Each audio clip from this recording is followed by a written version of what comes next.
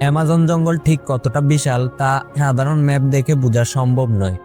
সহজ করে বললে আমাদের বাংলাদেশের মতো 48টি দেশ কিংবা ভারতের মতো দুটি দেশ এই জঙ্গলের পেটে অনায়াসেই ঢুকে যাবে।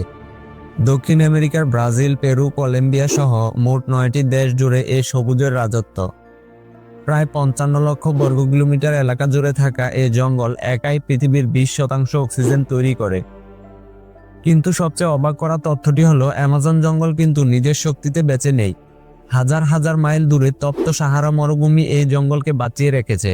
শুনতে অদ্ভুত লাগলেও নাসার স্যাটেলাইট ইমেজে দেখা গেছে প্রতি বছর সাহারা মরুভূমি থেকে কোটি কোটি টন ফসফরাসযুক্ত ধূলিকণা বাতাসের মাধ্যমে উড়ে আটলান্টিক মহাসাগর পাড়ি দিয়ে অ্যামাজনে এসে পড়ে।